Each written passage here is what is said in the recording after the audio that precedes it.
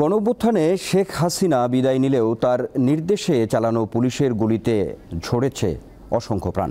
তেমনি একজন নওগাঁর রাসেল কর্মক্ষেত্র নারায়ণগঞ্জে গুলিবিদ্ধ হন সে। তার মৃত্যুতে পুরো পরিবারে এখন শোক আর কান্না। বৈষম্য বিরোধী ছাত্র আন্দোলন চলাকালে গত 19 জুলাই নারায়ণগঞ্জের ডিআইটি রোডে শিক্ষার্থীদের সাথে পুলিশের সংঘর্ষ হয়। এ সময় বুকে গুলিবিদ্ধ হন রাসেল। ঢাকা মেডিকেল কলেজ হাসপাতালে নেওয়া হলে পরদিন মারা যান সে।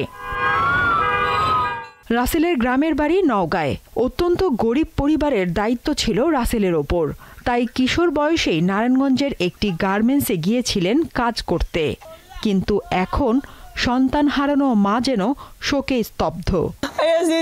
গুলি মারিছে হার বাবার কাম করার ভাগ্য হয়নি। আমি অসুখায় পড়ে আছি।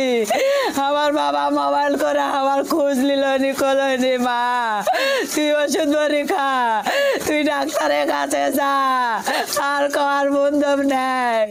এমন মৃত্যু মানতে পারছেন না তার স্বজন ও প্রতিবেশীরা। আমার বাবা না কারোর সাথে কথা কওয়া পায়নি, আমার বাবা না পানি পান করবা পায়নি, আমার বাবা কাকও পায়নি। বাপু, আমার ভাইয়ের কোনো অপরাধ ছিল না। আমার ভাইয়ের বয়স খুব কম, সে রাজনীতিও করতো না।